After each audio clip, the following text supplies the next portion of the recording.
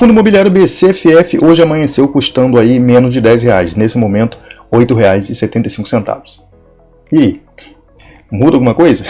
Cara, na boa, pra mim não muda nada, continua sendo o mesmo FOF paradão, que a gestão simplesmente não faz nada, não tem giro, não tem compra, não acontece nada nesse fundo, tá? Esse fundo é o fundo mais parado, um dos fundos mais parados que a gente tem aqui na nossa bolsa e fez um desdobramento de cota, não sei para quê, não sei qual foi o sentido disso, se eles querem melhorar a liquidez, para ver se a cota anda um cadinho para eles conseguirem fazer alguma emissão, sei lá. Vamos ver o que vai acontecer daqui para frente, mas para mim ainda é aquele, como diria o Lucas Fi, um FOF passivo. Vamos lá, vamos dar uma olhada em alguns dados desse fundo imobiliário, vamos entrar no relatório para ver alguma coisa e vamos conversar um pouco sobre o BCFF aí, que na minha visão, para mim, isso não vai mudar de nada. Se você caiu de paraquedas aqui nesse vídeo, já deixa o like aí, se inscreve no canal para não perder mais nenhum conteúdo como esse e diz para mim aí nos comentários se você tem o BCFF 11 e se ele vindo agora para a base 10, se vai mudar alguma coisa na sua estratégia com relação a ele na sua carteira. Bom, continuando aqui, para ver algumas informações desse fundo, eu vou usar aqui o site do Funds Explorer, que está melhor organizado aqui do que os outros. Depois do desdobramento, alguns sites aqui ficam com as informações meio distorcidas. Então vou usar aqui o Funds Explorer, pode ver que a cotação dele aqui não está na base 10, ainda está na cotação da base dele normal, né? Mas para questão aqui de indicadores, que vai servir para a gente. O que aconteceu para esse fundo aí? Para casa dos R$ 8, R$ 9 hoje. Esse fundo fez um desdobramento de cotas, o BCFF fez um desdobramento de cota, ou o pessoal costuma falar que fez um split, né? Que o que acontece? Quando o fundo pega uma cota dele e divide em um número maior de cotas. No caso do BCFF, foi um desdobramento de 1 para 8. Então quem tinha uma cota, ganhou mais 7, ficou com 8 cotas. Sendo que o preço médio vai dividir, né? O preço médio que você tinha, por exemplo, de R$ 70, você vai dividir para 8 e vai ter o seu novo preço médio. Foi para a base 10, agora está ali custando 8 e pouco, quase R$10. Mais um fundo de base 10 para a gente poder investir, quem quiser, né? Mas tirando isso, não muda nada, só o preço aqui na tela mesmo que vai mudar. Qualidade do fundo, gestão, isso daí não vai mudar nada porque ele virou base 10 não, tá? Então vamos usar as informações aqui da base 100 mesmo, da base normal dele, de R$ 70, só para a gente ter uma noção aqui nos indicadores. Esse fundo tem uma liquidez de, como está mostrando aqui no site, de 2,5 milhões de reais, uma boa liquidez que é a velocidade com que a gente consegue negociar as cotas desse fundo, a facilidade, né? Quanto mais alta a liquidez é melhor. O último rendimento que ele entregou aqui foi de 56 centavos, isso daqui se a gente dividir por 8, se não me engano, vai dar 7 centavos por cota, né?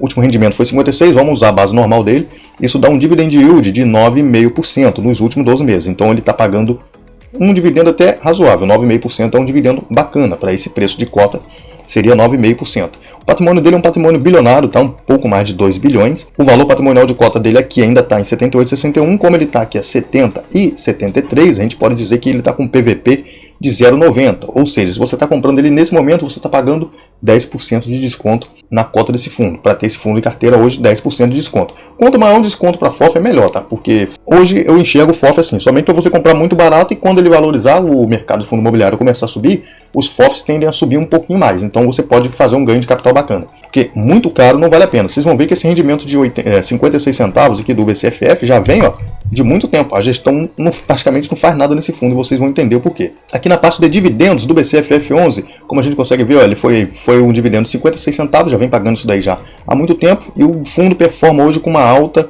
de 5,74% nesse ano. Entrou o ano aí na casa de 66,90 e hoje custando aí 70,73, uma alta de 5,74% nesse ano. Com relação a dividendos, o último aqui de 56 centavos representa aí um dividend yield de 0,79 no mês, 0,79%. Nos últimos 12 meses, 9,5%, né? 9,5%. E desde o IPO, esse fundo pagou aqui R$ 47,47 ou 67,5% em dividendos, desde o início. E arrastando aqui para baixo, ó, o gráfico de dividendo que a gente tem aqui desde 2016 para cá. Não tem um gráfico completo não, esse fundo é muito antigo. Mas pode ver que ele vem sempre nessa casa de 60, 56, 55, 50 centavos. O fundo parece que não, a gestão parece que está sentada em cima da carteira do fundo, como diz o Lucas Fi, e não faz nada. Fica só, ó, 50, 56, 55, 53, 55, 56. O dividendo do fundo não anda, não acontece nada nesse fundo, cara.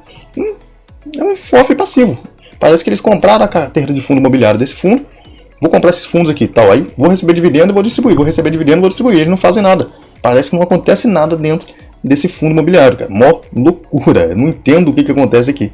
Vamos lá, vamos entrar um pouco aqui no relatório para a gente ver se tem alguma informação interessante aqui para a gente. Ó, Fundo Imobiliário BC FF11, o fundo cobra aqui uma taxa de 1,10% de gestão e uma taxa de administração de 0,15% sobre o PL. Não tem taxa de performance, é óbvio, né? Já passou aqui por 10 emissões de cotas e é um fundo para investidores em geral. Desse relatório destacaram algumas notícias que saiu na mídia aí, que fala sobre mercado financeiro. A BCFF tem maior lucro em 11 meses e paga o maior dividendo, paga dividendo de 9% ao ano. Também a cota da amassada, né? Isso daí eles não falam. HGLG, BCFF, VIS, que estão entre os fundos imobiliários mais recomendados aí, para setembro. BCFF registrando alto 2023. Então eles destacaram algumas notícias que saíram a respeito do fundo. E dando uma olhada em alguns destaques, tem umas informações bacanas aqui, valor de mercado do fundo, o valor patrimonial do fundo, rendimento de 56 centavos, como eu mostrei, já vem esse rendimento há muito tempo, e o de anualizado de 9,2%, tem mais de 300 mil cotistas esse fundo hoje, a carteira dele tem 64 fundos imobiliários e 19 CRIs na carteira,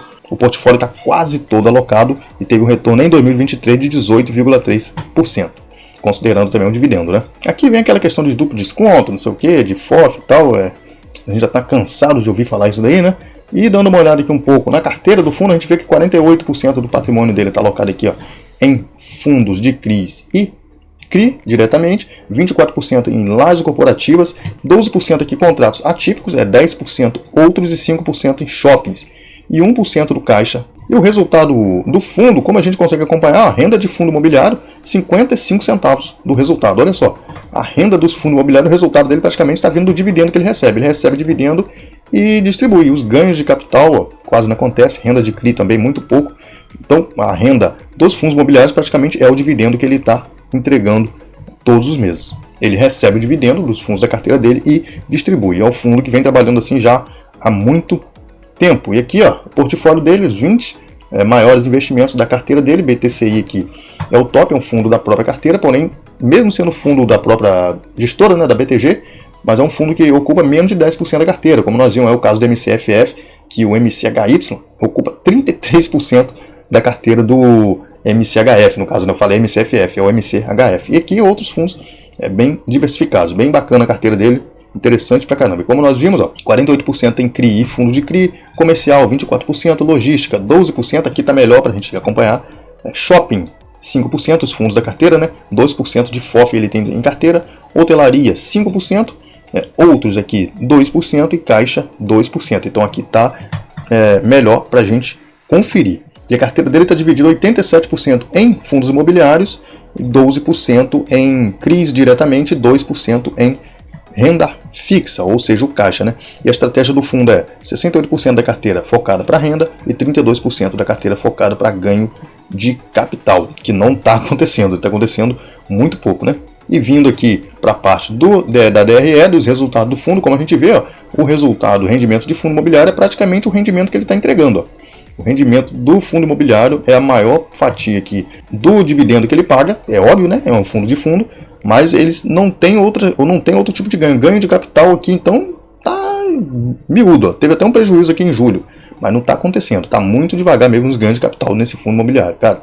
É um FOF bem paradão mesmo, mas tamo aí, 56 centavos, já o ano todo entregando 56 centavos e tá osso. Quem tá comprando esse fundo, se comprou barato, tá rindo à toa. Agora, se tá pagando preço alto nesse fundo, na minha visão, para mim, só vale a pena se comprar muito barato. Esse fundo é muito devagar, a gestão parece que fica dormindo com esse fundo imobiliário aqui. Não sei o que acontece. Mas, na minha visão, na minha opinião, se eu fosse comprar esse fundo, R$ 7,50 no máximo, R$ 7,00, R$ 7,50 no máximo. Mais que isso, eu não pago na cota desse fundo. Porque até R$ 7,00, R$ 7,50 eu vou estar com um dividendo bem gordo e um potencial de valorização bem bacana. Aí teria como eu fazer um ganho com esse fundo interessante. Fora isso, não tem interesse de entrar nesse fundo imobiliário. Lembrando, não é recomendação, tá? Se você quer recomendação de fundo imobiliário, tem na descrição aí muito material bacana para você estudar, para você analisar, montar sua própria carteira. E tem também vários casos de análise que você pode entrar em contato e pedir uma carteira recomendada.